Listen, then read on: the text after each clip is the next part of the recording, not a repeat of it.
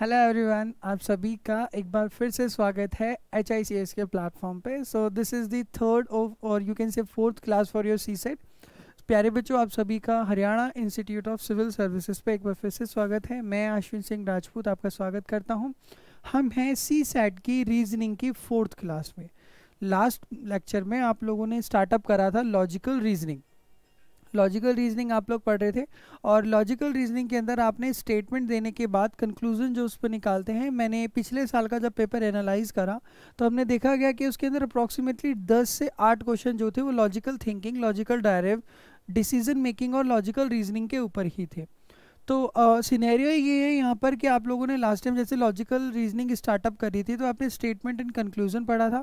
पिछली वीडियो में जाके आप ये देख सकते हैं कि एक स्टेटमेंट मैंने आपको 3 बेसिक रूल पढ़ाए थे जो आपको याद रहे होंगे, आई होप सो, ऐसा मानता हूँ। पीछे की वीडियो में जाके आप नहीं तो देख सकते हैं। एक स्टेटमेंट कभी कंक्लूजन नहीं होती। मैंने आपको 3 बेसिक से रूल बताए थे। अगर किसी भी स्टेटमेंट से हमें कंक्लूजन को ड्रॉ करना है तो उसे ड्रॉ करने के लिए हमारे पास बेसिक से 3 रूल होने चाहिए। वो 3 बेसिक से जो रूल हैं वो क्या है कि एक स्टेटमेंट कभी भी कंक्लूजन नहीं होती। सेकंड रूल क्या है, अगर आपकी स्टेटमेंट पॉजिटिव है तो आपकी कंक्लूजन भी क्या होगी, पॉजिटिव होगी, और अगर आपकी स्टेटमेंट नेगेटिव है तो कंक्लूजन भी नेगेटिव होगी।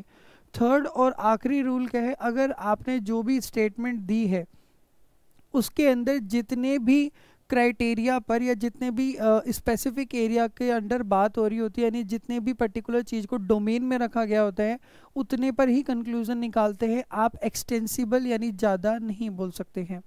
सो such kind of the situation is being arise in the logical thinking. आज हम आगे बढ़ते हैं। तो आज हमें एक तो आइदर और का केस सीखना है। लॉजिकल थिंकिंग के अंदर आज हमें थोड़े से एडवांस क्वेश्चन करने हैं। तो पहले मैं आपको आइदर और का केस बताऊंगा, देन हम बाकी की चीज़ें कवर करेंगे। जैसे कि स्टेटमेंट एंड कंक्लूजन आपने लास्ट टाइम पढ़ लिया था। आज हमें जो कवर करना है दैट मेरे पीछे आप देख पा रहे हैं। So we have to complete argument today. आज हम पढ़ेंगे कि आर्ग्यूमेंट करना यानी किसी चीज़ पर तर्क करना या व्यंग करना क्या होता है। एंड देन हमें पढ़ना अजम्पशन कि किसी स्टेटमेंट के ऊपर जब आप पूर्व धारणा निकालते हैं तो वो पूर्व धारणा कैसी होती है, ये चीज़। एंड कॉज एंड इफेक्ट, किसी चीज़ के होने का कारण क्या होता है स्टेटमेंट के अंदर, और उससे रिलेटेड फिर पर्सन के ऊपर प्रभाव क्या होता है, ये चीज़ें आज हम कवर करेंगे। We will complete this section today. Okay, तो बिना टाइम गवाए चलते हैं आगे। सो सबसे पहले पढ़ते हैं हम लॉजिकल रीजनिंग के अंदर या लॉजिकल थिंकिंग के अंदर। In terms of your logical reasoning we need to draw the case of either or, the case or situation of either or, situation of either or. ये आप बेसिकली बोल सकते हैं जैसे सी सैट के paper में यूपीएससी के अंदर भी आपके पास कुछ लॉजिकल क्वेश्चंस दिए जाते हैं। इवन वो चाहे इकोनॉमी से रिलेटेड भी हो सकते हैं, पॉलिटी से रिलेटेड भी हो सकते हैं, किसी करंट सिचुएशन से रिलेटेड भी हो सकते हैं। वहाँ पर आपको डिसीजन मेकिंग के रिलेटेड क्वेश्चन होते हैं। इसका इस्तेमाल आपकी एथिक्स, इंटीग्रिटी एंड एप्टीट्यूड के पेपर में भी होता है। इंटरव्यू में भी बहुत ज़्यादा इस्तेमाल होता है। आइदर और के सिचुएशन को क्या बोला जाता है, हिंदी में लिखूँ कि यद्यपि या तो पहली स्टेटमेंट ठीक है या फिर यद्यपि दूसरी कंक्लूजन जो है वो ठीक है। दोनों इकट्ठी ठीक नहीं होंगे। दोनों के बीच में क्या लिखा होता है, आइदर और, या फिर लिखा होता है इसकी जगह अथवा। पहले सिचुएशन को समझते हैं कि आइदर और कब आता है और इसकी सिचुएशन क्या होती है। आइदर और आने का किसी भी केस के अंदर कंडीशन ये होती है, सबसे पहली कंडीशन ये होती है कि अगर आप कहीं पर आइदर और लगा रहे हैं तो फर्स्ट ऑफ ऑल वहाँ पर क्या होना चाहिए, relation must be uncertain. Relation must be uncertain. दो चीज़ों के बीच में जो संबंध है वो आपका क्या होना चाहिए, अनिश्चित होना चाहिए। अगर दो चीज़ों के बीच में जो आपका संबंध है वो अनिश्चित है तभी आइदर और आने के चांसेस आते हैं। एग्जांपल, आप मेरे घर आए और आपने आके कहा भाई कुछ आप गर्मी हो रही थी, सपोज आप आके बैठे अपना कुछ पिला दो। तो मैंने आपसे पूछा चाय पियोगे या कॉफ़ी, इधर you would like to take tea or coffee. तो यहाँ पर आइदर और क्या आपको रिप्रेजेंट कर रहा है, या तो चाय मिलेगी या कॉफ़ी मिलेगी, दोनों इकट्ठी नहीं मिलेंगी। ठीक है भाई, तो आइदर और का मीनिंग यहाँ क्या रिप्रेजेंट कर रहा है, अगर पहली चीज़ ठीक है कि आपको चाय मिली तो फिर कॉफ़ी कैंसिल, कॉफ़ी मिली तो पैरेलली क्या हुआ, चाय कैंसिल। यानी आइदर और एक ऐसी सिचुएशन है जहाँ पर पैरेलली दो चीज़ें रन कर रही होती हैं लेकिन दोनों सही भी नहीं होती और दोनों गलत भी नहीं होती, एक दूसरे के साइमल्टेनियसली कॉम्प्लीमेंट्री पेयर्स होते हैं। आइदर और की लॉजिकल रीजनिंग में आने का जो रीज़न रहता है और उसकी जो पहचान होती है कि पहले एक ही कंडीशन पर सबसे पहली बात होती है कि आपका रिलेशन अनसर्टेन होना चाहिए। दूसरा, the same fact consider with both positive and negative conclusion. एक ही फैक्ट पर जब आप दो बात करते हो, यानी एक ही कथन पर, यानी एक ही वाक्य के अंदर अंदर आप एक बारी उसी वाक्य में किसी के बारे में जब बात कर रहे हो तो एक बारी उस वाक्य के अंदर आप बात करते हो कैसी, पॉजिटिव, और उसी मोमेंट कैसी बात करते हो, नेगेटिव। एक ही फैक्ट के ऊपर एक बार आप पॉजिटिव बोलोगे और उसी फैक्ट पर दूसरी बार आप नेगेटिव बोलोगे, तो इन दोनों कंडीशंस को मिला के condition number 1 and this is condition number 2, इन दोनों को मिला के आती है कंडीशन किसकी, आइदर और की। तो अगर किसी भी स्टेटमेंट के अंदर आपने आइदर और लगाना होता है तो this two basic condition has to be fulfil at it most. सबसे पहला कि रिलेशन अनसर्टेन होना चाहिए चाहे आप किसी भी चीज़ का आंसर दें। सेकंड, एक ही फैक्ट पर, एक ही कंक्लूजन में, एक ही वाक्य में, एक ही बात पर, एक ही किसी भी चीज़ पर, यानी जब आप बात कर रहे हैं तो आपका कंक्लूजन कैसा होना चाहिए, एक बार पॉजिटिव और एक बार नेगेटिव। एग्जाम्पल समझते हैं इस चीज़ का। पहले मैं स्टेटमेंट लिख देता हूँ, देन आई विल ड्रॉ। एक स्टेटमेंट के थ्रू क्वेश्चन करते हैं। जैसे मैंने स्टेटमेंट लिखी है आपके लिए, all cars in India is made by BMW। भारत में सभी गाड़ियाँ किसके द्वारा निर्मित होती हैं, BMW के द्वारा। सपोज मैंने स्टेटमेंट दी। सेकंड स्टेटमेंट मैंने दी, सम BMW आर वेरी कॉस्टली, और BMW की कुछ जो सीरीज़ हैं वो बहुत महंगी हैं। BMW की कुछ जो सीरीज़ है वो अत्यंत महंगी है। तो ये मैंने आपको दो स्टेटमेंट दिए हैं, ठीक है। मैंने बोला भारत में सभी गाड़ियों का निर्माता क्या है, BMW है। ये सारी की सारी गाड़ियां हैं, कार हैं, और इन सभी कार का इंडिया में निर्माता कौन है, these are the car which are made by BMW। भारत में सभी गाड़ियों का निर्माता कौन है, BMW, और BMW की कुछ गाड़ियाँ क्या हैं, बहुत कॉस्टली यानी महंगी हैं। तो अब यहाँ पर आप चीज़ देख रहे हैं, BMW और कॉस्टली का ये रिलेशन है। अगर आपसे पूछा जाए कि गाड़ियों का और महंगे होने का क्या रिलेशन है, तो आप जनरली ये बोलेंगे सर गाड़ियों का और महंगे होने का कोई रिलेशन नहीं है, the relation is uncertain right now, क्योंकि दोनों चीज़ एक दूसरे को नहीं काट रही। तो ये पहली कंडीशन आ गई। अगर यहाँ पर कोई भी मैं कंक्लूजन आगे ड्रॉ करता हूँ कि मैं कहूँ सारी गाड़ियाँ महंगी होंगी, कुछ गाड़ियाँ महंगी नहीं होंगी, ऐसा कोई भी सिचुएशन अगर बोलता हूँ तो आप देख पा रहे हैं गाड़ी और महंगे होने का रिलेशन क्या है, अनसर्टेन।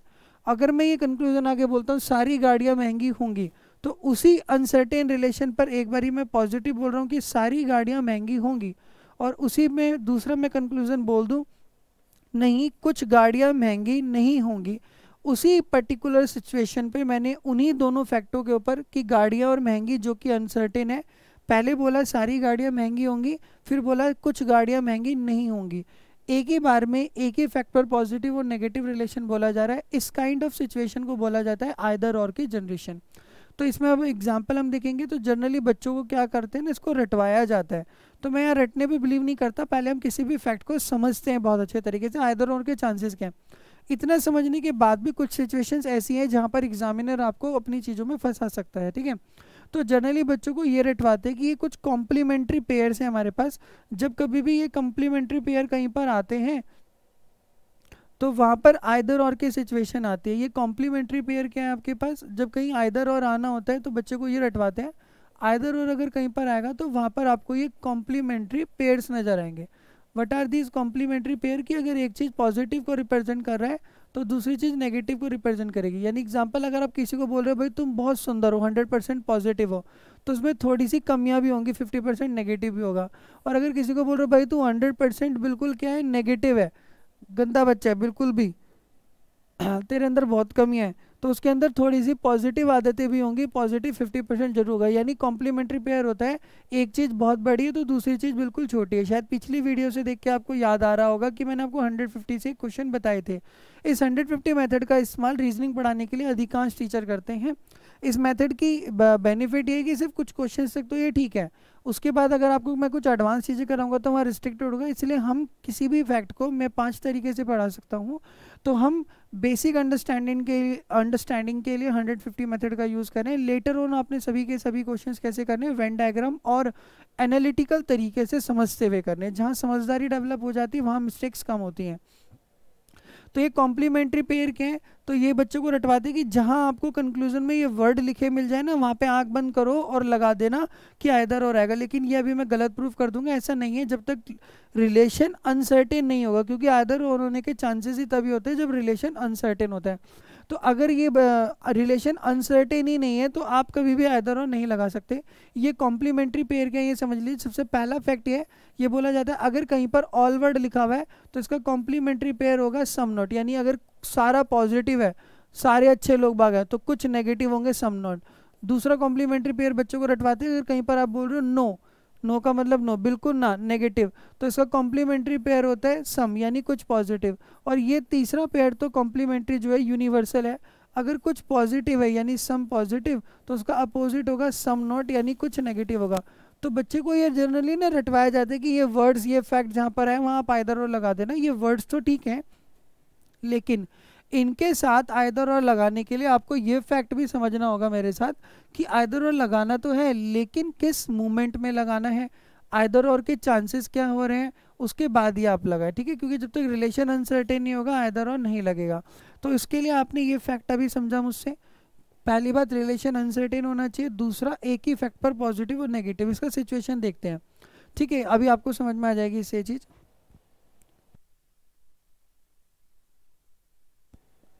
जैसे एग्जाम्पल के लिए मैं आपको एक सिचुएशन देता हूँ, आपको इससे क्लियर हो जाएगा ये दोनों एग्जाम्पल क्या है।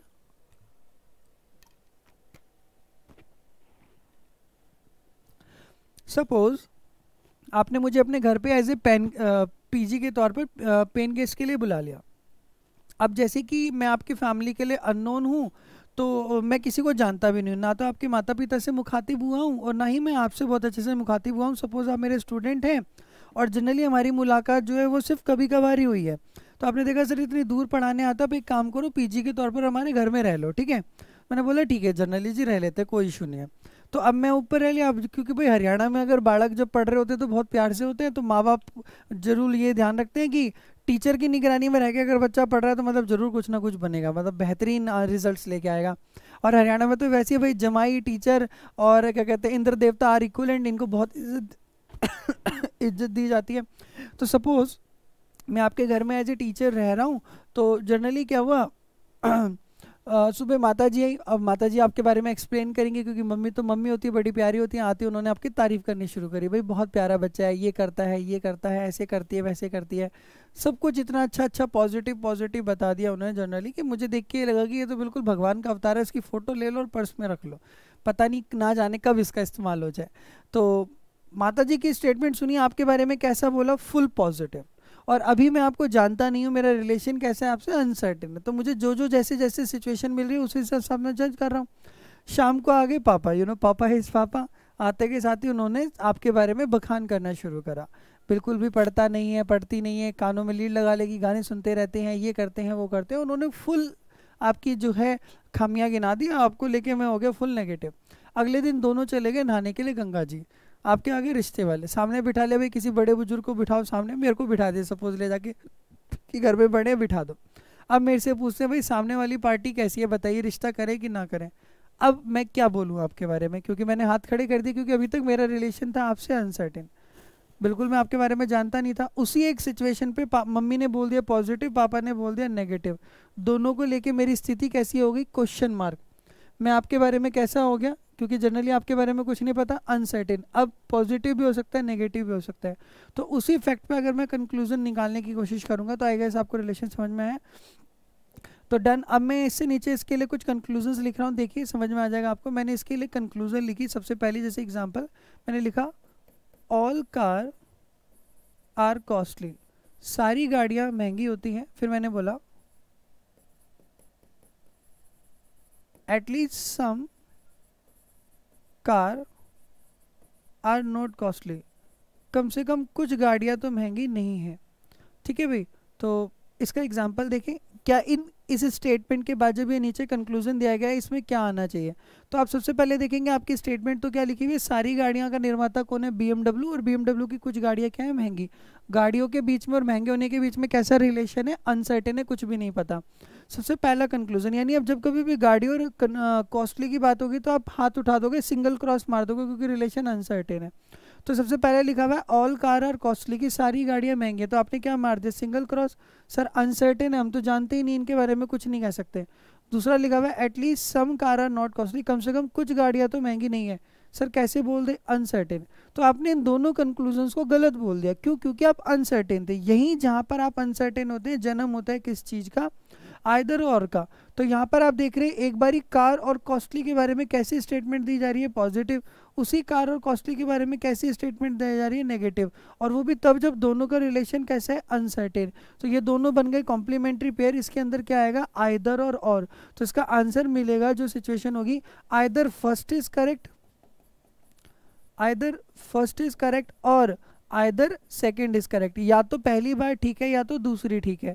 इसे अगर मैं डायग्राम के थ्रू देखूं तो ये क्या कहना चाह रहा है, डायग्राम रिप्रेजेंटेशन ये बोलती है कि सारी की सारी गाड़ियों का निर्माता जो कार थी इंडिया में वो कौन बनाता था, BMW बनाता था। और BMW की कुछ गाड़ियां क्या हैं, अत्यंत महंगी हैं, ये ब्लैक कलर का है पोर्शन विच रिप्रेजेंट दैट कि BMW की कुछ गाड़ियां क्या हैं, अत्यंत महंगी हैं, कॉस्टली हैं। हमारी दी गई कंक्लूजन के अनुसार सिचुएशन ये बताती है कि डायग्राम ये कहना चाह रहा है ऑल कार्स आर कॉस्टली, कि सारी गाड़ियाँ महंगी होगी, यानी कॉस्टली अपनी जगह से उठा और सारी गाड़ियों को अपने साथ लेके चला गया। Now all the cars are costly, सारी गाड़ियाँ होंगी महंगी। दूसरी सिचुएशन बोलते हैं नहीं, कुछ गाड़ियाँ महंगी नहीं है, यानी कॉस्टली अपनी जगह से उठा, केवल कुछ ही गाड़ियों को लेके गया और बाकी गाड़ियाँ बची रहेगी। Now some car are costly, rest are leave. तो अब ये सिचुएशन आप ध्यान से देखें, ये पहली सिचुएशन थी, ये आपकी दूसरी सिचुएशन है, ये दोनों आपको दिख रही हैं।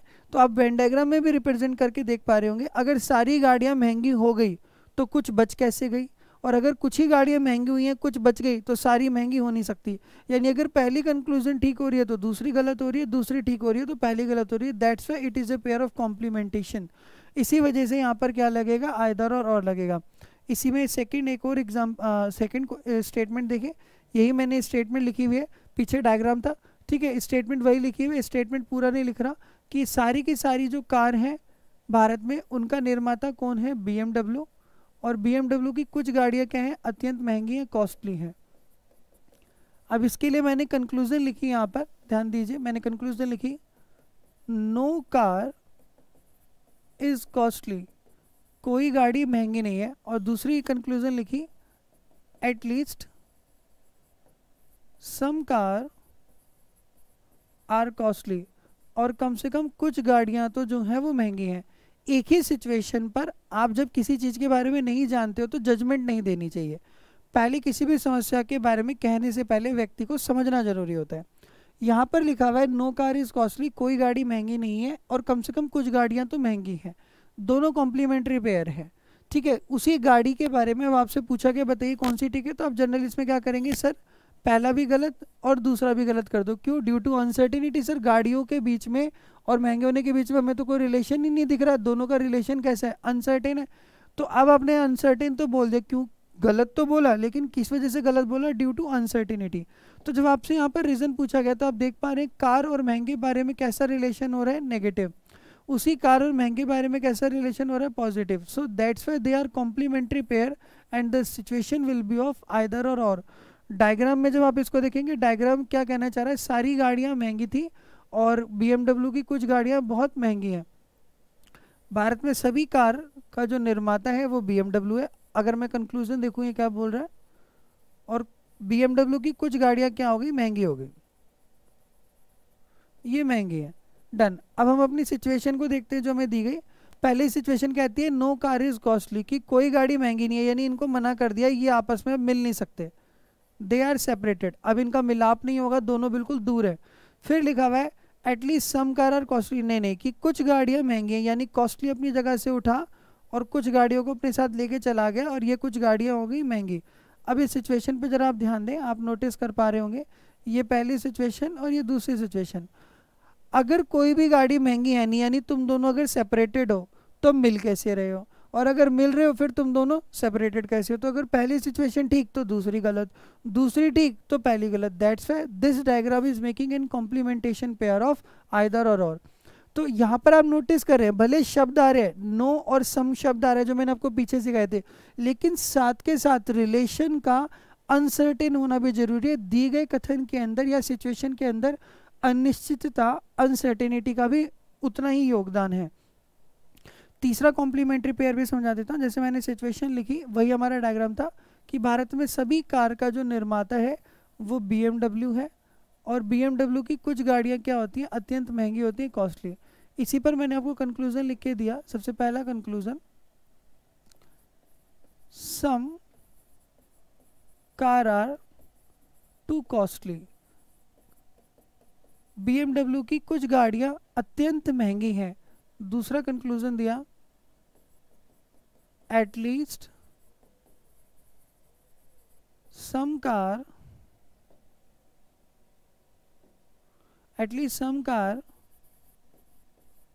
Are not costly. सिचुएशन लिखी गई, यद्यपि कुछ गाड़ियां अत्यंत महंगी नहीं है। इन दोनों के अंदर देखेंगे आप, दोबारा आपसे पूछा गया क्या पहला ठीक है, आपने क्रॉस मार दिया, दूसरे पे भी क्रॉस मार दिया। क्यों? आप कहेंगे सर इन दोनों का तो रिलेशन अनसर्टेन है, हमें इनके बारे में कुछ पता ही नहीं है, द रिलेशन इज अनसर्टेन। ठीक है जी, उसी गाड़ी और महंगे होने के बारे में पॉजिटिव बात, उसी गाड़ी और महंगे होने के बारे में एक बारी क्या हो रही है, नेगेटिव बात। That's why it is a pair of either और। इन दोनों में कैसा पेयर चल रहा है, आइदर और का पेयर चल रहा है। ठीक है, अब इस डायग्राम को अगर मैं तो इन दोनों में क्या लगेगा, आइदर और। सिचुएशन क्या है, जब रिलेशन अनसर्टेन है।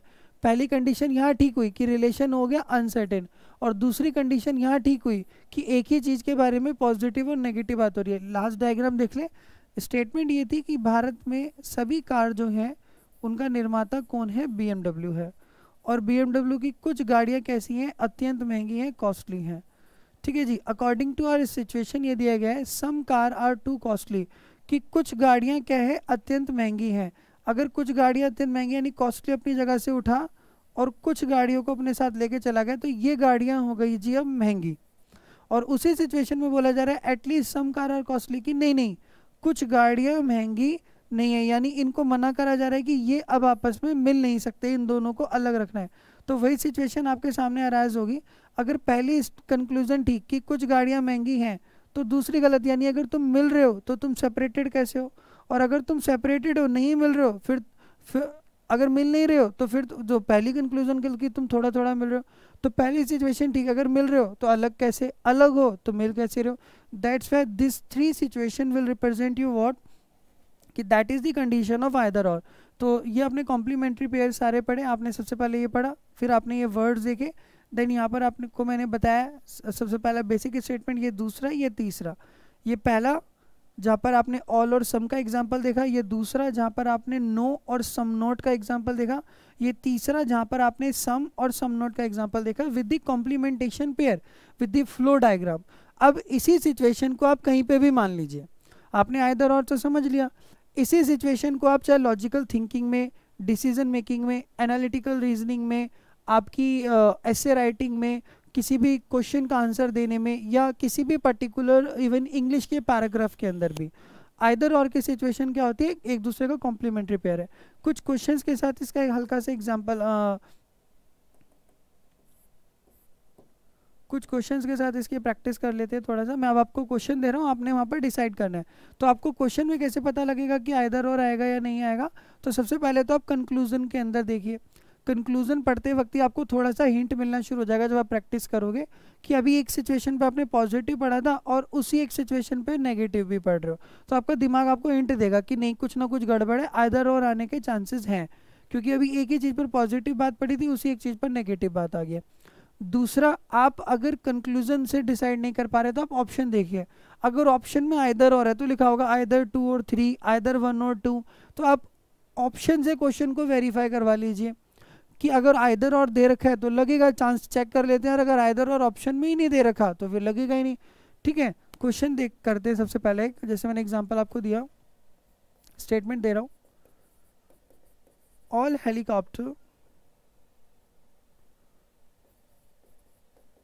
Helicopter are flying machine. मेरी फेवरेट चीज़ है फ्लाइंग मशीन की।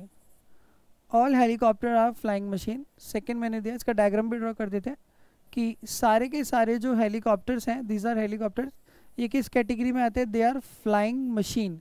ये फ्लाइंग मशीन है। No flying machine is slow. कोई भी फ्लाइंग मशीन स्लो नहीं है, यानी flying machine can never touch the portion of slow. Okay, इससे पहले आप इस क्वेश्चन को करें, मैं आपके साथ एक एग्जांपल लेना चाहूँगा। इस एग्जांपल का डायग्राम मुझे आंसर दीजिएगा। ये मेरे लिए पहला केस है या दूसरा केस है? ठीक है, ये पहला केस। आपने बस इसके अंदर मुझे ये बताना है कि आपको कमेंट बॉक्स में ये सिचुएशन समझ में आ रही है, तो फिर आप क्वेश्चन कर पाएंगे। अगर ये सिचुएशन समझ में आ रही है, मैंने बोला ये सारी की सारी दिल्ली है, और सारी की सारी जो दिल्ली है किसके अंदर आती है, इंडिया के अंदर आती है। अभी वायरस की जैसे सिचुएशन चल रही है, तो बाहर से अप एंड डाउन सब लोगों का ना बंद कर रखा है। अंतर्राष्ट्रीय आवागमन सभी लोगों का, इंटरनेशनल डिपार्चर्स एंड बोर्डिंग क्या है, सभी लोगों की बंद है। तो ये दिल्ली है, दिल्ली में तो वैसे ही बहुत ज़्यादा केसेस बढ़ गए। सभी लोग जो दिल्ली में रहते हैं वो किस में रहते हैं, इंडिया। और इंडिया में कोई भी एंटर नहीं कर सकता सपोज इस टाइम पाकिस्तान से, क्योंकि वहाँ पे केसेस और भी ज़्यादा हैं। तो अब देखिए इस सिचुएशन में अगर मैं आपसे बोलूँ, ये सारी दिल्ली है, दिल्ली किस में आ रही है, इंडिया में, और कोई भी इंडिया का जो बॉर्डर है वो पाकिस्तान को टच नहीं करेगा। तो अब आपको इस सिचुएशन से अगर मैं कंक्लूजन निकालूँ तो क्या समझ में आता है, देखिए ये आप अगर समझ जाएँ तो, कि अगर कोई भी पाकिस्तान इंडिया को टच नहीं कर सकता तो क्या कभी वो दिल्ली के बॉर्डर को टच करेगा, नहीं।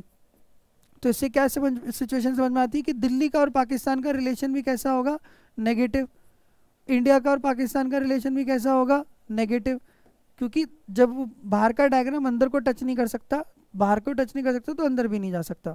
ठीक है, अब इसका एक और एग्जांपल लिया मैंने, ये बोला दिल्ली और सारी की सारी दिल्ली आती है इंडिया में, और ये मना करा गया कि दिल्ली में बढ़ते हुए केसेस के मद्देनजर रखते हुए कोई भी बाहर का व्यक्ति दिल्ली में एंटर नहीं करेगा। कोई भी बाहर का व्यक्ति दिल्ली में एंटर नहीं करेगा, यानी no foreigner can enter Delhi. तो अब देखिए ये इस डायग्राम में और इसमें डिफरेंस नजर आ रहा है कि मना किस चीज़ के लिए करा गया, दिल्ली में, कि वो दिल्ली में एंटर नहीं कर सकता, यानी जो फॉरेन कंट्री का व्यक्ति है वो दिल्ली में एंटर नहीं कर सकता। लेकिन मुझे इस डायग्राम से दिल्ली को तो दूर रखना है, क्या ये फॉरेनर इंडिया के अंदर एंटर कर भी सकता है और नहीं भी कर सकता। तो इसका रिलेशन कैसा होगा, इस मोमेंट अनसर्टेन होगा। भाई दिल्ली से ही तो इस डायग्राम को दूर रखना है कि दिल्ली को टच नहीं करना। सारे दिल्ली वाले इंडिया में रहते हैं और कोई भी दिल्ली के अंदर अभी फॉरेनर एंटर नहीं कर सकता, तो फॉरेनर दिल्ली में नहीं आ सकता लेकिन बाहर तो कहीं जा सकता है। इन दोनों सिचुएशन में आप देख पा रहे हैं यहाँ पर बिल्कुल नेगेटिव था और वहाँ पर कैसा रिलेशन आ रहा है, अनसर्टेन। ठीक है जी, अब आप क्वेश्चन को कर पाएंगे। ये मैंने आपको क्वेश्चन लिखा था आपके लिए। ठीक है जी, सारे हेलीकॉप्टर के हैं, फ्लाइंग मशीन है और कोई फ्लाइंग मशीन स्लो नहीं होती। ठीक है, तो सबसे पहला कंक्लूजन मैंने आपके लिए लिखा इसके अंदर, पहले मैंने लिखा ऑल हेलीकॉप्टर आर स्लो, सभी हेलीकॉप्टर स्लो होते हैं। फिर मैंने लिखा at least some helicopter are not slow, कम से कम कुछ हेलीकॉप्टर क्या है, स्लो नहीं है। डन। अब इस सिचुएशन में देखिए आपको क्या लगता है क्या आना चाहिए। अगर किसी बच्चे ने ये रट्टा मारा हुआ है, जो शब्द मैंने आपको भी पीछे बताए थे कि जिस स्टेटमेंट में ऑल और सम नोट आ जाता है तो बेटा रट्टा मार लो, वहाँ पर आंख बंद करो और क्या लगा दो, जैसे ही पढ़ते और पढ़ाते हैं बच्चों को कि जहाँ पर ऑल और सम नोट मिले आंख बंद करो और लगा दो, आइदर हो रहेगा। अभी देखना मैं गलत प्रूफ कर दूंगा। एक अधिकारी बनने के लिए समझदारी का होना अत्यंत आवश्यक है। देखिए इसके अंदर भले ऑल और सम नोट आ रहा है लेकिन फिर भी आइदर और नहीं आएगा, क्योंकि मैंने आपको बताया था कि सिचुएशन का अनसर्टेन होना बहुत जरूरी है। इस सिचुएशन में कहीं पे भी अनसर्टेनिटी है ही नहीं, ये सिचुएशन क्लियर है कि अगर कोई भी फ्लाइंग मशीन स्लो को टच नहीं कर सकती, यानी स्लो होना जो है अगर वो फ्लाइंग मशीन को भी टच नहीं कर सकता तो क्या स्लो होना कभी हेलीकॉप्टर को टच कर पाएगा? नहीं। अच्छा, आपको पीछे वाली वीडियोस में से याद हो रहा, अगर दो चीज़ें नेगेटिव होती हैं यानी ये दोनों अगर अलग हैं, यानी कोई हेलीकॉप्टर स्लो नहीं हो सकता और कोई स्लो चीज़ हेलीकॉप्टर नहीं हो सकती। तो इसका दूसरा कंक्लूजन निकल के क्या आता है कि अगर कोई भी हेलीकॉप्टर स्लो नहीं है तो अगर आप कुछ हेलीकॉप्टर्स को पकड़ो और कहो कि स्लो बन जा, क्या ये बनेंगे? नहीं बनेंगे। और अगर आप कुछ स्लो चीज़ों को पकड़ो और ये कहो कि हेलीकॉप्टर बन जा, बनेंगे? तो वो भी नहीं बनोगे। सारी दिल्ली इंडिया में और इंडिया का कोई बॉर्डर पाकिस्तान से टच नहीं होता, तो यानी कोई भी दिल्ली का बॉर्डर पाकिस्तान को टच नहीं होता। तो अगर आप थोड़ी सी दिल्ली को लोगे कहोगे पाकिस्तान के बॉर्डर में आती है ना, थोड़े से पाकिस्तान को लोगों कहोगे दिल्ली में आता है ना, ना का मतलब ना होता है, थोड़े भी नहीं आएंगे, थोड़े भी नहीं आएंगे। यानी अगर मैं इसको बोलूँ क्या थोड़ी दिल्ली पाकिस्तान में नहीं आती, तो हाँ ये बात करेक्ट है, नहीं आती। ठीक है, ये चीज़ आपको समझ में आनी चाहिए। अब इसमें अंदर लिखा हुआ है सबसे पहला conclusion, all helicopter are slow, सारे हेलीकॉप्टर स्लो में। बिल्कुल गलत सर, हो ही नहीं सकता, दोनों का नेगेटिव रिलेशन है। दूसरा लिखा हुआ है एटलीस्ट सम, एटलीस्ट सम को आप काट के क्या पढ़ते हैं? सम ही पढ़ते हैं। सम हेलीकॉप्टर आर नॉट स्लो, कि कुछ हेलीकॉप्टर तो स्लो नहीं है। जी हाँ बिल्कुल ये रहे, अगर आप कुछ हेलीकॉप्टर को पकड़ो तो क्या ये स्लो है? आप कहोगे नहीं है, तो ये भी तो ये बोल रहे हैं हाँ जी स्लो नहीं है, तो दूसरी कंक्लूजन आपकी करेक्ट है। अब देखिए इसके अंदर सिर्फ सेकंड कंक्लूजन ठीक है, ऊपर वाली बिल्कुल गलत है और इसमें आइदर और नहीं आएगा, जबकि वो वर्ड्स भी लिखे हुए हैं। रीजन आपके पास जहाँ सर्टिनिटी है वहां पर आइदर और नहीं आता। ठीक है, एक और क्वेश्चन से प्रैक्टिस करते हैं। आई होप समझ में आया होगा आपको ये अच्छे से। सेकंड क्वेश्चन लिखता हूं, जैसे मैंने लिखा statement, all glass are shiny, सारे ग्लास कैसे हैं? सारे ग्लास के जो मेटल्स हैं, सारे ग्लास के जो ऑब्जेक्ट हैं वो शाइनी है, चमकीले हैं। मैंने लिखा सेकंड, सम शाइनी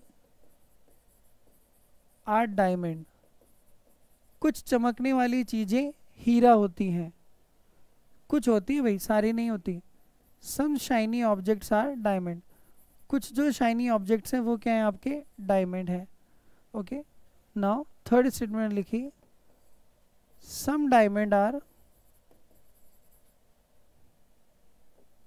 डायगोनल लिख देता अभी, सम डायमंड आर कोहिनूर, कुछ डायमंड क्या है? कोहिनूर हीरे हैं। So these are some diamond, इसको कलर अलग से ले लेते हैं।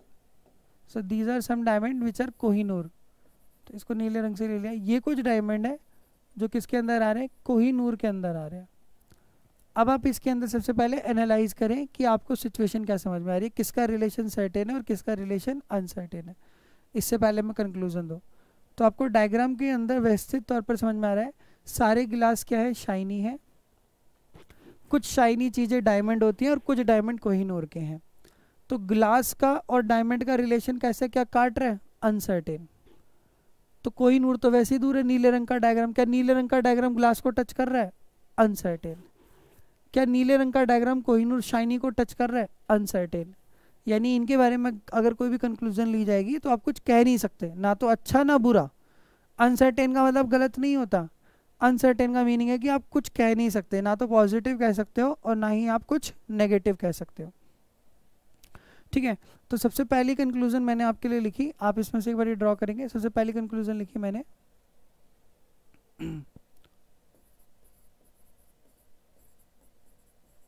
सम ग्लास आर कोहिनूर, कुछ ग्लासेस क्या हैं? कोहिनूर हैं। सम डायमंड आर शाइनी, कुछ हीरे चमकीले होते हैं। नो कोहिनूर इज ग्लास, कोई कोहिनूर ग्लास नहीं है, कोई कोहिनूर ग्लास नहीं है। ये मैंने आपको तीन सिचुएशन दी, this is situation A, this is situation B, this is situation C. अब आप इसके अंदर डिसाइड करिए इन तीन कंक्लूजन्स में से, बिल्कुल पेपर में आए हुए क्वेश्चन आपके, कौन सी ठीक है, कौन सी गलत है, और अगर गलत भी है तो किस में आइदर और आएगा। You just decide, take a couple of second और कीजिए इस बात को। 1 सेकेंड का समय लीजिए और कीजिए।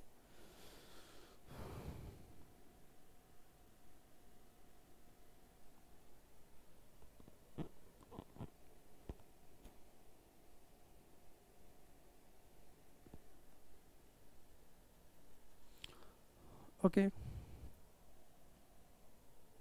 चलिए स्टार्ट करते हैं, then I will make you understand. सबसे पहला लिखा हुआ है जैसे सम ग्लासेस आर कोहिनूर, कि कुछ ग्लासेस कोहिनूर हैं। तो आप क्या कहेंगे सर, ग्लास और कोहिनूर का रिलेशन कैसे है? आप देख पा रहे हैं ग्लास और कोहिनूर, क्या काला डायग्राम नीले को टच कर रहा है? अनसर्टेन कुछ नहीं कह सकते सर, गलत। अच्छा मैंने सिंगल क्रॉस मारा, पिछली वीडियो में भी बताया था, सिंगल क्रॉस रिप्रेजेंट करेगा अनसर्टेन को, यानी पूर्ण गलत नहीं है, अनसर्टिनिटी की वजह से गलत है, जिसके बारे में कुछ कह नहीं सकते। सेकंड आपका लिखा हुआ है सम डायमंड आर शाइनी, कि कुछ डायमंड शाइनी होते हैं। तो देखो डायमंड और शाइनी क्या है, एक दूसरे के साथ है। सेकंड स्टेटमेंट देखो क्या लिखा हुआ है, सम शाइनी आर डायमंड, कुछ चमकने वाली चीज़ें हीरा होती हैं। तो पलट के कंक्लूजन क्या निकलेगी कि हाँ जी कुछ डायमंड कैसे होते हैं, चमकीले होते हैं। तो कुछ शाइनी चीज़ें डायमंड है, तो कुछ डायमंड क्या होंगे, शाइनी। ये तो बात करेक्ट है। और मैंने आपको लास्ट बताया था वीडियो में कि जब जब आपका हाथ शेडेड एरिया पर जाएगा तो रिलेशन कंक्लूजन होगा ठीक, और जब भी आपका हाथ अनशेडेड एरिया पर जाएगा तो आपका कंक्लूजन होगा गलत, जिसके बारे में आप कुछ कह नहीं सकते। कंक्लूजन लिखा हुआ है सम डायमंड आर शाइनी, कुछ डायमंड तो शाइनी है, हाँ जी ये रे शेडेड एरिया में आ रहा है। दैट्स वाई यहाँ पर आपका कंक्लूजन कैसा है, करेक्ट है। ये वाला कंक्लूजन बिल्कुल करेक्ट है, this is true. Now so green colour से कर देता हूँ so that it will be understood कि हाँ दिस इज ट्रू, ये तो ठीक है सर, ट्रू सही है। Now the next one, no Kohinoor is glass, कोई भी जो कोहिनूर है वो ग्लास नहीं है। तो कोहिनूर और ग्लास का रिलेशन कैसा है अभी राइट नाउ अपने पास, अनसर्टेन, हम कुछ कह ही नहीं सकते इसके बारे में। दैट्स वाई आपने क्या करा, इसको कहा ना सर दिस इज अनसर्टेनिटी की वजह से गलत। तो अब देखिए आप यहाँ पर तो रुक गए, आपने सिंगल क्रॉस मारा किसी चीज़ पर, अभी ना तो वो हाँ में ना में ना में है, लेकिन अभी मेरे को अटका कि मैंने इस आंसर का देने से पहले कोहिनूर और ग्लास के बारे में ऊपर कहीं बात करी थी।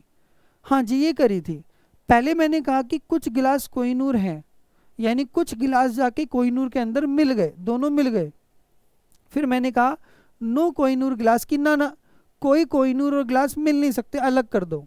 पहले बोला मिल गए, फिर कहा जा रहा है नहीं मिल सकते, अलग कर दो। तो ये कैसे पॉसिबल, एक साइड मिला रहे हो दूसरी साइड भगा रहे हो, तो ये डिप्लोमेटिक कंडीशन होगी। दैट्स वाई आप पहली और तीसरी कंक्लूजन को अगर टैली करते हैं तो आपका क्या बनता है, आइदर और की सिचुएशन, क्योंकि रिलेशन अनसर्टिनिटी से गलत है। तो उसका आंसर क्या होगा, either A or C and conclusion B will follow, कि पहले और तीसरे में आइदर और का चांस है, दोनों में से कोई एक ठीक है, लेकिन किंतु सेकंड कंक्लूजन बिल्कुल ठीक है, इसमें कोई चांस नहीं है गलत होने का। ठीक है, आई होप आपको समझ में आया होगा कि what are the situations of either or. इस क्वेश्चन से हमारा आइदर और कंप्लीट होता है और एक नया टॉपिक हम शुरू करते हैं, दैट इज द आर्ग्यूमेंट। ठीक है, इसके क्वेश्चंस की मैं आपको प्रैक्टिस करा दूंगा पीपीटी लगा के नेक्स्ट क्लास में। फिलहाल मैं आपका पूरा का पूरा बेसिक कंप्लीट कर देता हूँ कि आर्ग्यूमेंट का मीनिंग क्या होता है, अजम्पशन का मीनिंग क्या होता है, कॉज एंड इफेक्ट का मीनिंग क्या होता है, डिसीजन मेकिंग का मीनिंग क्या होता है। तो यहाँ पर जब हम रीजनिंग के सेक्शन की इनकी बात करते हैं तो फर्स्ट ऑफ ऑल हम समझते हैं कि रीजनिंग जो हमारा ये पोर्शन है, रीजनिंग के दो पार्ट होते हैं हमारे पास। The first one we called as inductive reasoning,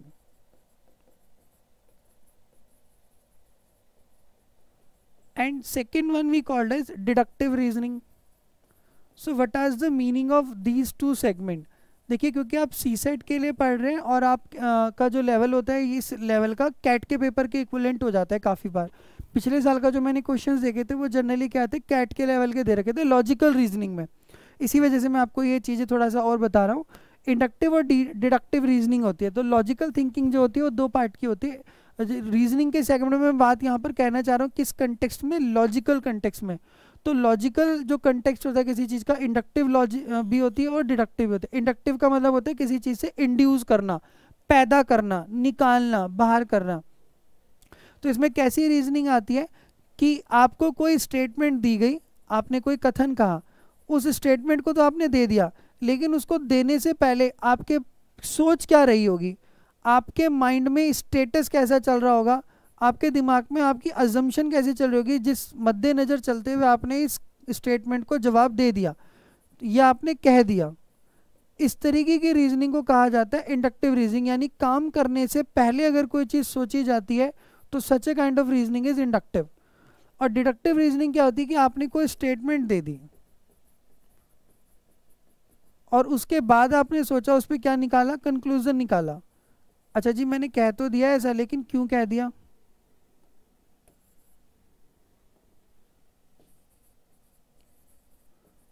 आपने कह तो दिया, फिर उस बात पर आपने निकाला आर्ग्यूमेंट, उस बात पर आपने बहस करनी शुरू करी। तीसरी चीज आपने कॉज एंड इफेक्ट देखा उस चीज का कि आपने कह तो दिया लेकिन ऐसा क्यों कहा। स्टेटमेंट देने के बाद, कथन को देने के बाद अगर आप कोई चीज़ उस पर सोचते हो और उस सोचने में से फिर काट काट के अगर बाहर निकालते हो, सच kind of reasoning is deductive reasoning. और मैथ में आपने पढ़ा भी होगा डिडक्शन, डिफरेंशिएशन और डिडक्शन पढ़ा है ना, dy बाई डी एक्स पढ़ा होगा डिफरेंशिएशन। इसमें क्या होता है कि एफ एक्स फंक्शन को छोटे पार्ट्स में काट, तो same is the thing here. Statement दी, उस स्टेटमेंट में से आपने कुछ सोचा कि ऐसा क्यों कह रहा है कंक्लूजन, और कैसे कह रहा है आर्ग्यूमेंट, क्यों कह, कारण क्या है कहने का, और उसका इफेक्ट का आपके ऊपर क्या होगा। ठीक है, सच काइंड ऑफ द सिचुएशन। आज अब चलो इनको आगे समझते हैं और पढ़ते हैं कि क्या होता है। तो हमारे पास जनरली हमको दी जाएगी एक स्टेटमेंट,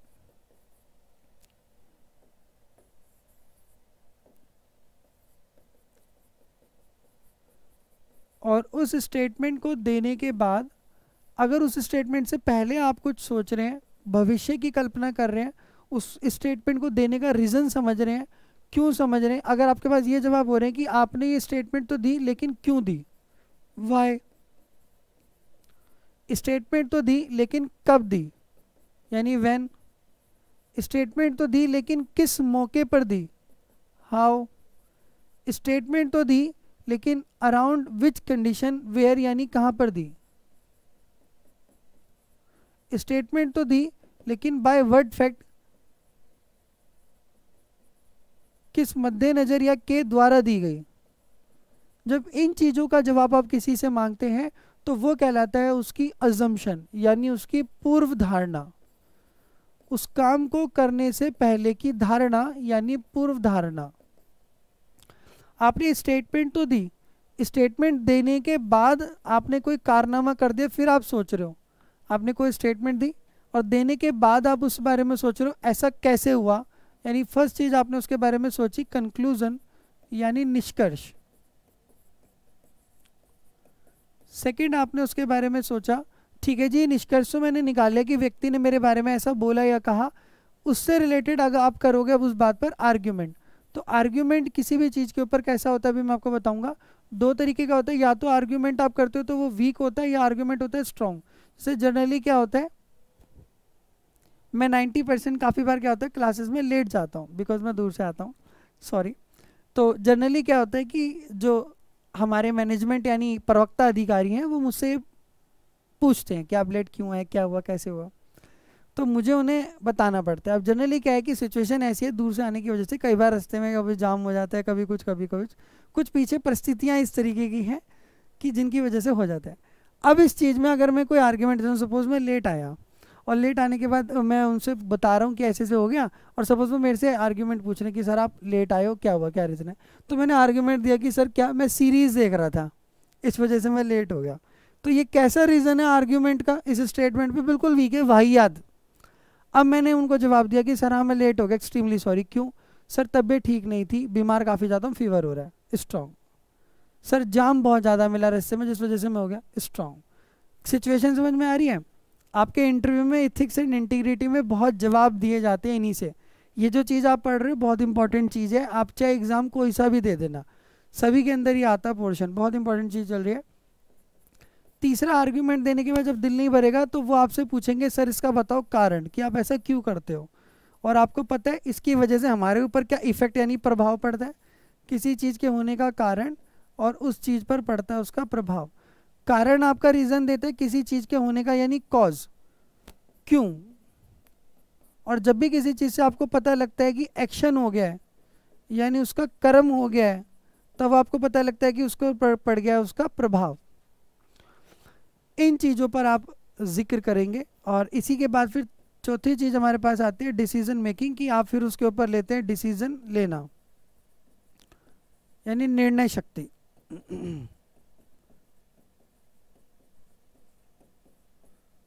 ये पूरा का पूरा चार्ट जो है आपको ड्राइव करता है और समझाता है कि what is the meaning of logical thinking and logical reasoning. ठीक है, चलिए मैं एक प्रैक्टिकल से एग्जांपल आपको देके समझा देता हूँ, अभी आपको सारी चीज़ें क्लियर हो जाएंगी कि कब किस मौके पर क्या हो रहा होता है। सपोज़ आपके पिताजी ने आप कोई भी जो है एज ग्रुप का 20 से 25 साल की उम्र के आप कुछ भी व्यक्ति हैं, इधर यू आर अ मेल और फीमेल, और आपके परिवार में ये डिस्कशन चल रहा है और आपके सामने बैठा हुआ है, आपके सारे घर के परिवार जने बैठे हैं, सब लोग एंजॉय कर रहे हैं, और उस मोमेंट एकदम से आपके पिताजी ने स्टेटमेंट दे दी कि अब तेरी सरकारी नौकरी भी है सपोज़, और आपको कहा कि बेटी अब तेरी नौकरी है और अब तेरे हाथ पीले कर देने चाहिए, तेरी शादी कर देनी चाहिए। इससे पहले पिताजी ने ये स्टेटमेंट तो दे दी कि बेटे अब तेरी उम्र हो गई है, बेटी अब तेरी शादी कर देनी चाहिए, तेरे हाथ पीले कर देने चाहिए। इससे पहले, इस स्टेटमेंट को देने से पहले उनके दिमाग में कैसी अजम्पशन चल रही होंगी, क्यों कहा उन्होंने ऐसा, कब कहा उन्होंने ऐसा, कैसे कहा, किस मौके पर कहा और किन सर्कमस्टांसेस के चलते हुए कहा। तो उनकी अजम्पशन क्या रही होगी कि बेटी है मेरी इज्जत रखेगी, बात करेगी, बोलेगी, जवाब देगी, है ना, यानी कुछ ना कुछ रीज़न या तो हाँ बोलेगी ना बोलेगी। उनके दिमाग में एजम्पशंस चल रही हैं, यानी स्टेटमेंट देने से पहले उन्होंने सोचा। यानी ये एक तरीके की कैसी सिचुएशन होती है which is related to the future. और फ्यूचर कैसे होता है, पॉसिबिलिटी वाला। फ्यूचर कैसा होता है, पॉसिबिलिटी वाला, यानी संभावना वाला।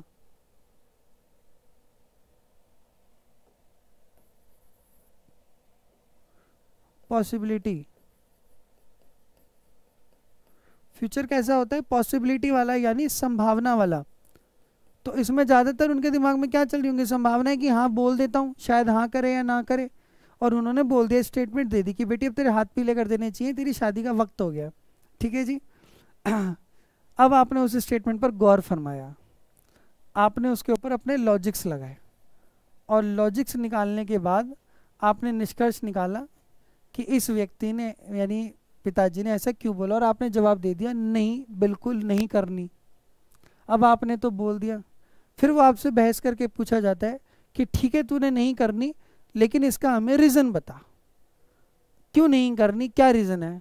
अब आप उनके साथ करते हो आर्ग्यूमेंट यानी बहस, इस वजह से करनी है, इस वजह से नहीं करनी। आपने कहा कि अभी मुझे नहीं करनी क्योंकि समाज में जनरली ऐसा नहीं है कि 25 या 24 साल की उम्र में शादी होनी चाहिए, जनरली लोग बाग क्या कर रहे हैं 30-35 साल की उम्र में शादी करते हैं, तो मुझे भी तभी करनी है। तो उनके लिए वो क्या है, वीक। अब आपने रीज़न दिया कि मैं अभी छोटी पोस्ट पर कार्यरत हूँ और मुझे SDM ऑफिसर बनना है, मुझे IAS IPS बनना है, मुझे ब्लॉक डेवलपमेंट ऑफिसर बनना है। आपने बोला कि HCS का एग्जाम क्लियर करते के साथ ही आधिकारिक के रैंक पर आना चाहती हूँ, प्री मेंस क्वालिफाइड है, इंटरव्यू तक का वेट कर लीजिए। ये कैसा हो गया, स्ट्रॉन्ग रीज़न, अब उन्हें मानना पड़ेगा। सो ये हो गया एक तरीके का कैसा आर्ग्यूमेंट, जब आपने उस बात पर बहस करी। मैं आपको प्रैक्टिकल सिचुएशन से रिलेट करके बता रहा हूँ, आपको काफ़ी सिचुएशंस क्लियर हो जाएंगे, क्योंकि आगे जब मैं क्वेश्चंस दूंगा तो उन क्वेश्चंस के अंदर क्या चल रहा होगा, आपको सिचुएशंस दे रखे होंगे, तो उन सिचुएशन में मैं आपको बार बार रुक रुक के ये चीज़ नहीं समझाऊंगा, इसलिए अभी एक ही बार ही समझा रहा हूँ। कैसा आर्ग्यूमेंट हो गया, स्ट्रॉन्ग आर्ग्यूमेंट होगा कि हाँ अब तो भाई मानना पड़ेगा। अब आपने फिर क्या करा, ये एग्जाम्पल मैंने दिया ऐसे, लेकिन आपने जिद पकड़ ली कि नहीं मुझे नहीं करनी। क्यों नहीं करनी, क्योंकि मेरा घूमने का मन है। अब आपने तो कह दिया, अब इस बात पर क्या होगा, पूछा जाएगा कारण क्यों, क्यों नहीं करनी, क्या कारण है, कहाँ घूमना है। आपने बोल दिया मेरी मर्जी, मैं नहीं बताती। फिर उसके ऊपर निकल के आएगा प्रभाव, इफेक्ट, फैमिली में दिए जाएंगे अलग अलग तरीके के फिर एक्शंस। तो आई गेस आप समझ पा रहे होंगे कि इस एक सिचुएशन ने आपके पूरी की पूरी कहानी को रिलेट करके समझा दिया कि हालात कैसे होते हैं और किस तरीके से पूरी जो लॉजिकल रीजनिंग है, जो पूरी थिंकिंग है, आपकी फैमिली में कैसे रोल करके घूम रही होती है। ठीक है, अब इस एक एक पोर्शन को मैं डील कर लेता हूँ। तो अगर बात करूँ आपकी अजम्पशन की, तो अजम्पशन में किस तरीके से पता लगता है कि ये चीज़ ठीक है कि गलत है और कब ये चीज़ ठीक है। अजम्पशन जिसे आप बोलते हैं पूर्व धारणा, कब वो चीज़ ठीक है कब वो चीज़ गलत है, इस बारे में समझते हैं। अजम्पशन यानी पूर्व धारणा। सबसे पहली चीज़ ये होती है कि अजम्पशन वो फैक्ट है जो कि फ्यूचर फैक्ट है, फ्यूचर पर रिलेटेड होता है। तो इसके अंदर जनरली वो सारी चीज़ें ठीक होती हैं जिनके अंदर झलक रही होती है पॉसिबिलिटी। तो यानी अगर किसी स्टेटमेंट पे अजम्पशन निकाल रहे हो तो सबसे पहली चीज़ तो ये होती है कि जितनी चीज़ पर आपने स्टेटमेंट दिया है, तो अगर अजम्पशन भी निकाल रहे हो तो वो अजम्पशन भी उसी फैक्ट पर ही होनी चाहिए। अगर आप बात ही कह रहे हो कि भाई चलो खाना खाने चलते हैं, तो आपके पीछे अजम्पशन क्या रही होगी, भूख लग रही है, चलो जी खाना खाने चलते हैं, क्या हुआ, क्यों, चलो वायरस फैल रहा है इसलिए चलते हैं, खाना बाहर देख के आएंगे खा के कि कैसा होता है, अगर वायरस हुआ तो ठीक है नहीं तो नहीं। तो ये अजम्पशन क्या है, वाहियात, इसका तो कोई मीनिंग नहीं है। तो इससे मीनिंग समझ में आता है कि स्टेटमेंट जब दी जाती है तो उसका कोर ऑफ कंटेक्स्ट एरिया वही होना चाहिए जो अजम्पशन का है, और अजम्पशन का भी कोर ऑफ कंटेक्स्ट एरिया वही होना चाहिए जो स्टेटमेंट दे रहे हो। दोनों की इंटरलिंकिंग होनी चाहिए, वाहियात बात नहीं होनी चाहिए। तो अजम्पशन में क्या चीज़ें फैक्ट पे ठीक होती है, फ्यूचर से रिलेटेड जो बात होती है वो ठीक होती है, जिनकी पॉसिबिलिटी दिख रही होती है वो फैक्ट ठीक होते हैं। अजम्पशन जो होती है दोनों तरीके की हो सकती है, मे भी हो सकती है और मे नोट भी हो सकती है, मे नोट भी हो सकती है। यानी अजम्पशन के अंदर जैसे आपने अभी पीछे रूल पढ़ा था कि पॉजिटिव स्टेटमेंट से पॉजिटिव कंक्लूजन आएगा और नेगेटिव स्टेटमेंट से नेगेटिव कंक्लूजन आएगा।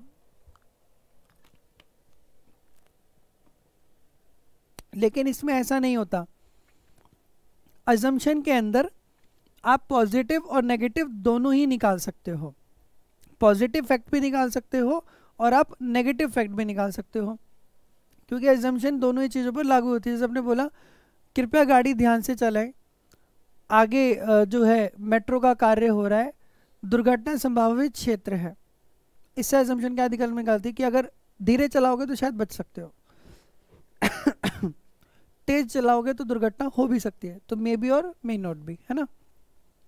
अजम्पशन के अंदर जो होता है कंटेक्स्ट एरिया होता है कि आपके पास जो शब्द होते हैं, कई बार इससे भी आपको आइडिया मिल जाता है कि अजम्पशन सही है कि नहीं है। जो यानी शब्द दे रखे होते हैं आपको, जो वाक्य दे रखे होते हैं आपको, या जो सेंटेंसेस दे रखे होते हैं, कई बार उन सेंटेंस के अंदर कुछ ऐसे शब्दों का इस्तेमाल कर लिया जाता है। कुछ सेंटेंस होते हैं जिनको कहा जाता है फ्लेक्सिबल वर्ड, यानी ये जिसके साथ भी आते हैं तो वो बिल्कुल ठीक होता है। और कुछ सेंटेंस ऐसे होते हैं जिनको, या वर्ड ऐसे होते हैं जिनको बोला जाता है नॉन फ्लेक्सिबल, यानी ये कहीं पर भी आए इनको मोड़ा तोड़ा नहीं जा सकता, ये कहीं ना कहीं नेगेटिव इम्पैक्ट ही क्रिएट करते हैं।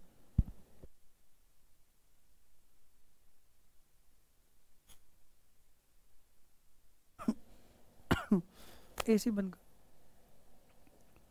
फ्लेक्सिबल वर्ड क्या होते हैं, जैसे कि ऐसे वर्ड जो कि सिचुएशन के अनुसार क्या है, बिल्कुल नॉर्मल शब्द है। जैसे एग्जांपल मैंने वर्ड लिखा may, should, could, may, should, could, if, either, और,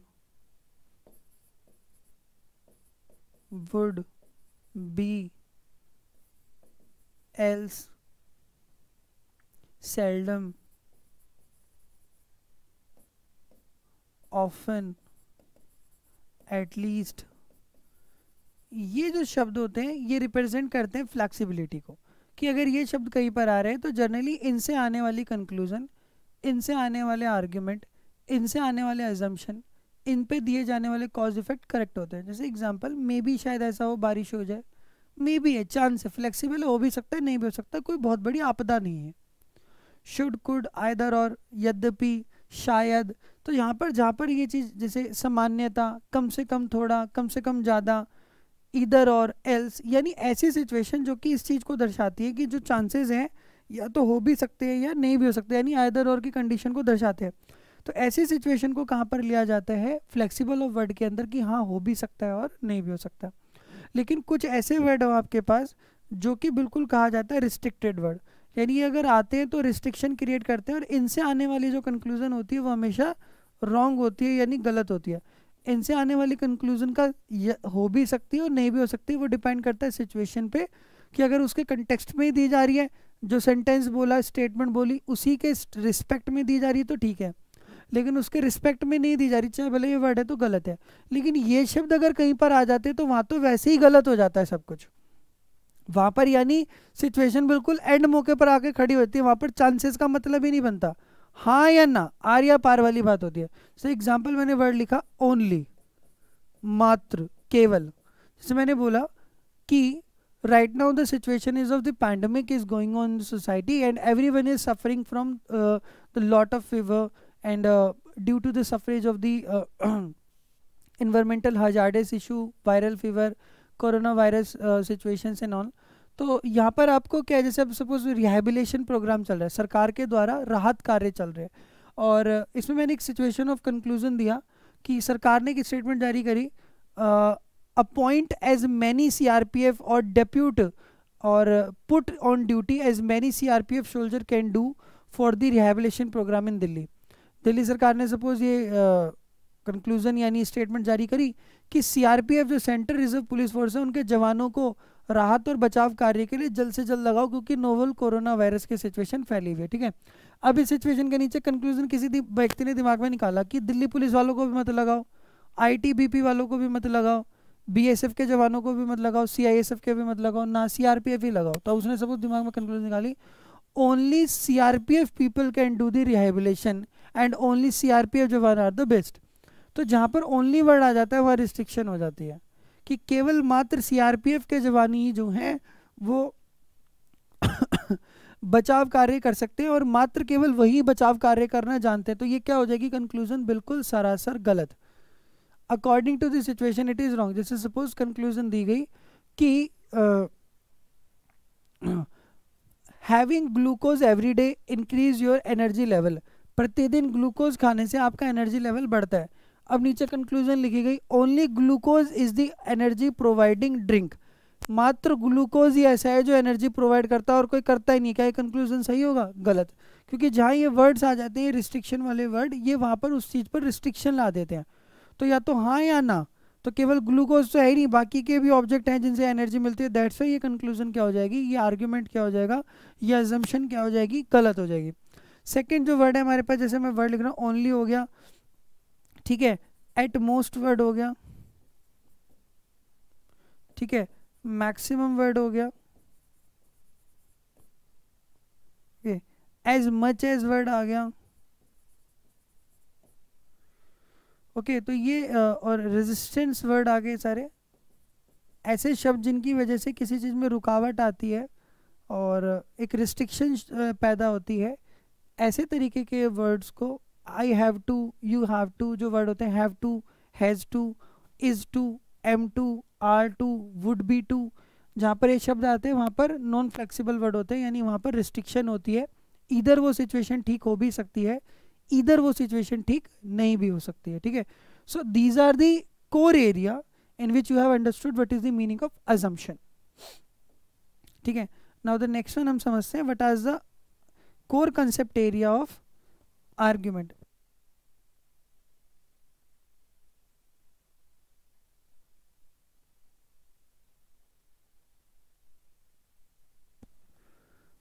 argument समझते हैं आप, what is the main core concept areas of argument. argument यानी किसी चीज पर व्यंग करना. किसी चीज पर व्यंग करना क्या होता है, किसी चीज पर तर्क देना क्या होता है, किसी चीज पर टोंट कसना क्या होता है जिसे आप बोलते हो.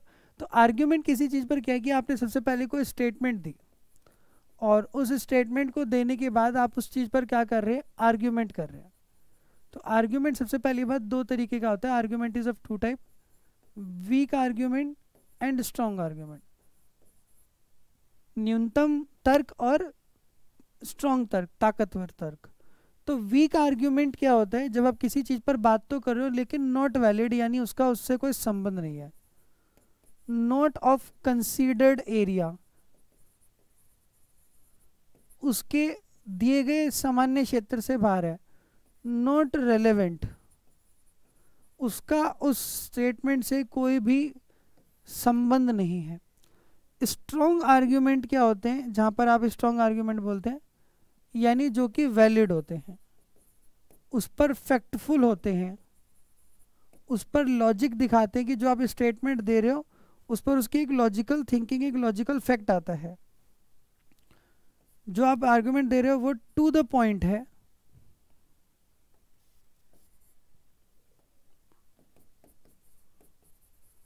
टू द पॉइंट है, रेलेवेंट है तो ऐसे आर्ग्यूमेंट क्या होते हैं हमारे, स्ट्रॉन्ग आर्ग्यूमेंट कहलाते हैं। एग्जाम्पल के साथ इसको समझते हैं, ठीक है। तो यहाँ पर भी शब्दों का भी खेल होता है। पहली बात तो ये हो गया एक तरीके का समझने का, और दूसरे का तरीका समझना ये होता है, it is also understood by words. शब्दों के माध्यम से भी आप समझते हैं।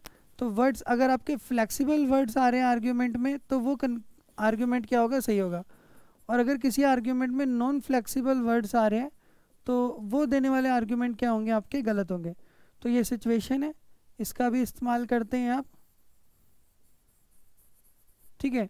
शब्द ऐसे शब्द अगर आ रहे हैं जो कि फ्लेक्सिबल शब्दों से आर्ग्यूमेंट शुरू हो रहा है तो ठीक है, नहीं तो गलत होगा। जैसे मैंने स्टेटमेंट दी, आपके परिवार में बातचीत चल रही है, परिवार में मम्मी पापा सब बैठे हुए हैं, और आपने स्टेटमेंट दी आपके पिताजी ने कि आने वाले टाइम में, अभी 2-3 महीने बाद, we are planning to have a car, हमें एक गाड़ी खरीद लेनी चाहिए। सो आपकी मम्मी भी बैठी हैं, भाई भी बैठा है, आप भी बैठे हैं, पापा भी बैठे हैं, एक डिस्कशन चल रहा है डाइनिंग टेबल पे, और यू आर सेइंग कि पापा बोल रहे हैं कि आने वाले 2-3 महीने में शायद हमें गाड़ी ले लेनी चाहिए, that we are planning that in upcoming 2 or 3 days we are going to have a car. Okay, अब वो स्टेटमेंट देख के रुक गए।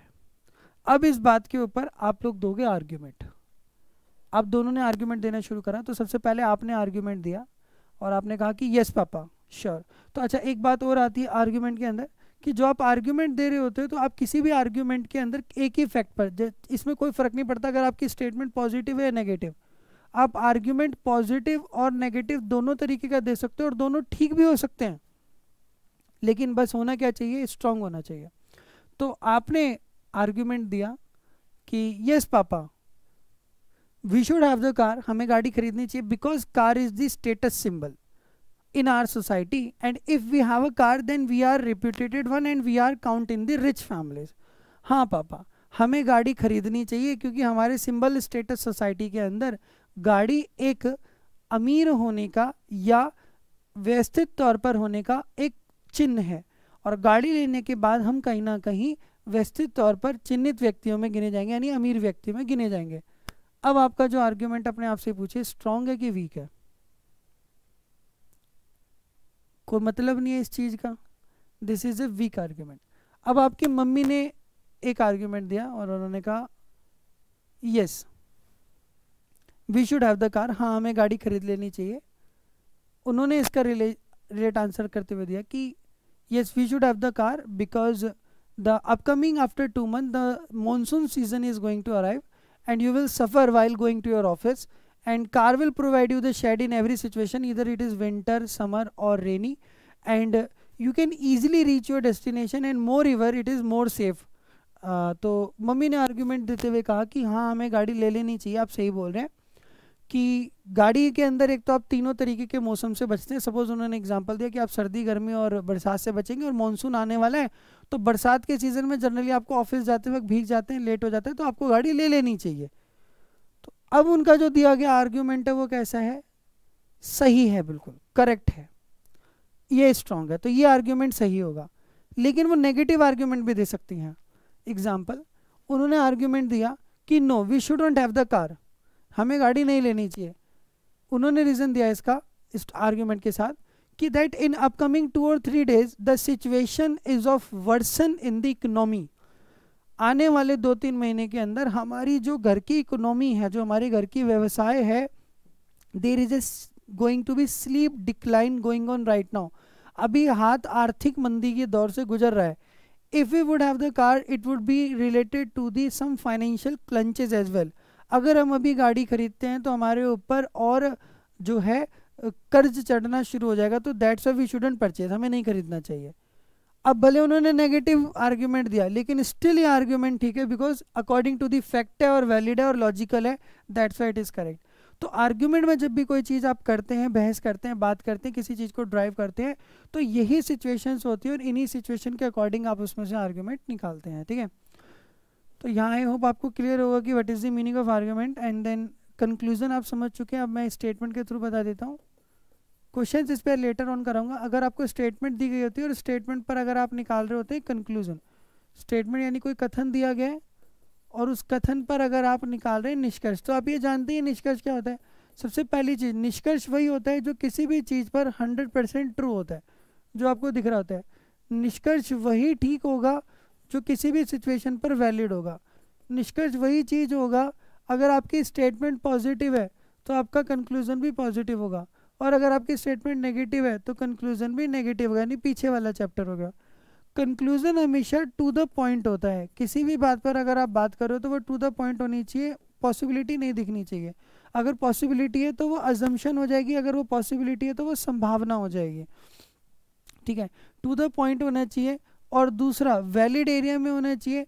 एंड मोर एवर कंक्लूजन अगर आप किसी चीज़ पर निकालते हो तो वो इफेक्टफुल भी होती है, यानी उसके देने के बाद आप उसे प्रूव कर सकते हो कि हाँ हमारी स्टेटमेंट में ये चीज़ दी गई थी। ठीक है, तो ये आपने अभी बहुत सारे क्वेश्चन तो पीछे प्रैक्टिस करे ही हैं, लॉजिकल रीजनिंग जो मैं आपको पढ़ा रहा था। तो ये जो आपने सारा का सारा क्वेश्चन पीछे पढ़े थे, जितने भी आपने निकाले थे, ये सभी जो आपने पढ़े थे, ऑल दीज आर व्हाट, ये सभी क्या थे, ये जो स्टेटमेंट दी गई थी, स्टेटमेंट आप देने के बाद, इस स्टेटमेंट को देने के बाद आपने कंक्लूजन्स निकाले थे। तो कंक्लूजन आप देख रहे थे या तो सही या तो गलत, तो जो फैक्टफुल है, वैलिड है, टू द पॉइंट है, वहां पर ही कंक्लूजन निकलता है। ठीक है,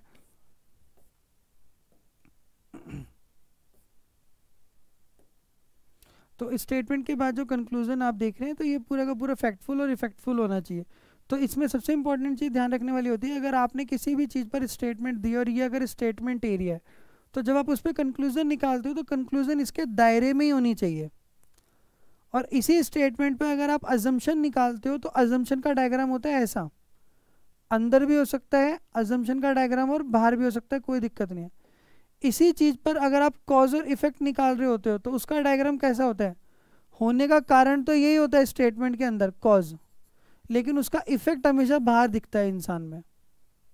ठीक है, ये अगर आपको स्टेटमेंट दी गई है, इसके अंदर अगर आप आर्ग्यूमेंट करते हैं तो आर्ग्यूमेंट कहाँ पर आने, स्टेटमेंट जो एरिया है, आर्ग्यूमेंट का एरिया भी उसी के अंदर होता है।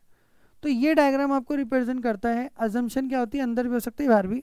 This is the Venn diagram which represents की स्टेटमेंट के दायरे में बाकी सारी चीज़ें कैसे आती हैं।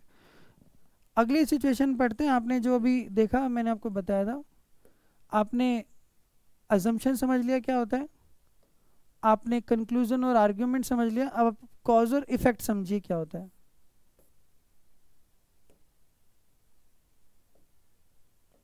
Understood the meaning of cause and effect. तो यहाँ पर क्या होता है, जब ये कॉज एंड इफेक्ट से रिलेटेड क्वेश्चन आते हैं, द मीनिंग ऑफ कॉज, कारण किसी चीज़ के होने का, and the second word is effect, और उस चीज़ का प्रभाव। इन दोनों का क्या होता है, एक दूसरे के साथ साइमल्टेनियस रिलेशन होता है स्टेटमेंट में। स्टेटमेंट के अंदर साइमल्टेनियसली चल रहे होते हैं, इकट्ठे, सेम टाइम ये भी और सेम टाइम ये भी इकट्ठे। इसकी पहचान कैसे होती है, तो आपको जनरली दो स्टेटमेंट दी जाती है, पहली स्टेटमेंट और दूसरी स्टेटमेंट, फिर आपको इन दोनों से रिलेटेड सोचना होता है। जैसे मैंने स्टेटमेंट दी, due to sudden increase in corona situation everything is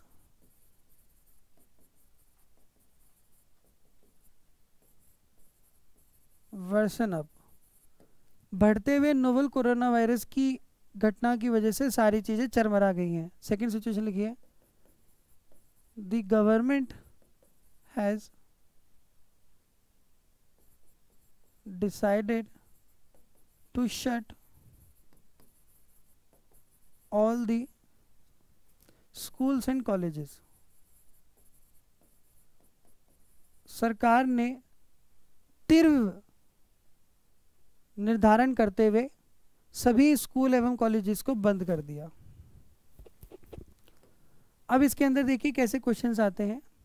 इसमें कैसे क्वेश्चन आते हैं, आपको दो स्टेटमेंट दी गई और इससे ऊपर इसके ऑप्शन दे रखे होते हैं, और ऑप्शन में ऐसे दे रखा होता है, द फर्स्ट ऑप्शन कि पहला दिया गया स्टेटमेंट कॉज है और दूसरा दिया गया उसका इफेक्ट है। दूसरा ऑप्शन कि पहला भी कॉज है स्टेटमेंट और जो दूसरी स्टेटमेंट दी है वो भी कॉज है, लेकिन इंडिपेंडेंट, किसी अलग अलग चीज़ों के। तीसरा ऑप्शन कि पहला जो स्टेटमेंट दिया गया है वो तो इफेक्ट है, और दूसरा स्टेटमेंट क्या है, उसका कॉज है, उसका कारण है। चौथा ऑप्शन आपको दिया गया कि दोनों इफेक्ट है, पहला भी और दूसरी स्टेटमेंट भी इफेक्ट है, लेकिन डिपेंडेंट कोज के, किसी एक कारण के। पांचवा ऑप्शन आपको दिया गया कि दोनों के जो दोनों हैं कॉज हैं, पहला भी कॉज है और दूसरा भी कॉज है, कारण है, लेकिन किसके, एक ही डिपेंडेंट सिचुएशन, एक ही कारण के। अब इन दोनों स्टेटमेंट को पढ़िए और जवाब दीजिए। तो बच्चा जनरली इसमें क्या गलती करता है कि सीधा एक लाइन पढ़ता है और पढ़ते के साथ ही जवाब दे देता है कि due to sudden increase in corona situation everything is worsen up. बढ़ती हुई कोरोना वायरस की आपदाओं की वजह से, परिस्थिति की वजह से सारी चीज़ें चरमरा गई हैं, और छूटते टिक मिला देता है कि अच्छा वायरस बढ़ रहा है इसलिए इसका ये रीज़न है, हुआ है, तो इफेक्ट पे टिक कर देता है कि पहला इफेक्ट है, या दोनों इफेक्ट है, टिक कर देता है इस पे, सपोज इस पे टिक कर देता है फोर्थ पे। ये गलत है। ऐसे क्वेश्चंस को करने का तरीका सबसे पहले ये है, इसे नोट डाल के आप लिखें। आप कॉज और इफेक्ट का अगर रिलेटेड कोई भी क्वेश्चन कर रहे हो तो आपने एक स्टेटमेंट पढ़ते ही जवाब नहीं देना। फर्स्ट ऑफ ऑल आपने सबसे पहले दोनों स्टेटमेंट्स को इकट्ठा पढ़ना है, दोनों इकट्ठा पढ़ने के बाद दोनों को रिलेट करना है, उसके बाद डिसाइड करना है कॉज एंड इफेक्ट। पहले दोनों स्टेटमेंट्स को ध्यान से पढ़ेंगे कि due to sudden increase in corona situation everything is worsen up, बढ़ती हुई कोरोना वायरस की सिचुएशन की वजह से सारी चीज़ें चरमरा गई हैं। सेकंड लिखा है the government is decided to shut all the school and colleges, सरकार ने तीव्र व्यवस्था के साथ सभी स्कूल और कॉलेजेस को बंद कर दिया। अब इन दोनों को इंटर रिलेट कीजिए। पहला कारण है कि बढ़ क्या रहा है, कारण क्या है, कोरोना वायरस की सिचुएशन बढ़ रही है, उसका इफेक्ट क्या हुआ, सिचुएशन कोरोना के केसेस बढ़ने की वजह से गवर्नमेंट ने डिसाइड करा स्कूल और कॉलेजेस बंद कर दो। तो यहाँ पर ये पता लगता है, इससे आपको ड्राइव करना आया समझ में कि the first one is the cause, पहला कारण है, और दूसरा उसका क्या दिख रहा है आपको, इफेक्ट दिख रहा है जिसकी वजह से बंद करें। तो इसका करेक्ट आंसर होगा the option number first is correct, कि पहली जो सिचुएशन है वो कॉज है और उसका इफेक्ट निकल के क्या है आपका कि सारे स्कूल और कॉलेजेस बंद कर दिए गए। तो आई होप आपने जितना भी यहाँ तक अभी पढ़ा, आपने जितने भी पीछे केसेस पढ़े, आपने ये स्टेटमेंट एंड कंक्लूजन पढ़ा, आपने कॉज एंड इफेक्ट पढ़ा, आपने आर्ग्यूमेंट्स पढ़ा, आपने अजम्पशन भी पढ़ा अभी, एंड देन आपने पूरा का पूरा पाई चार्ट देखा कि कैसे क्या क्या सिचुएशन कहाँ पर होती हैं, एंड देन आपने रीजनिंग दोनों तरीके की पढ़ ली, फिर आपने आइदर और के केसेस और कुछ क्वेश्चंस के थ्रू भी मैंने आपकी प्रैक्टिस कराई। सो आई होप यहाँ तक जब आपने इसको पूरा कवर करा एंड रिलेट करा, सो यहाँ हमारी लॉजिकल रीजनिंग के जो पूरा का पूरे चैप्टर्स हैं, जो पूरी थिंकिंग है जिसमें 10 क्वेश्चन आए थे, वो कंप्लीट होते हैं। वीडियो में अगली में हम क्या करेंगे, क्वेश्चंस की प्रैक्टिस करेंगे। टिल देन बच्चों पढ़ें, खुश रहें और मुस्कुराते रहें और अपना ध्यान रखें। जय हिंद दोस्तों।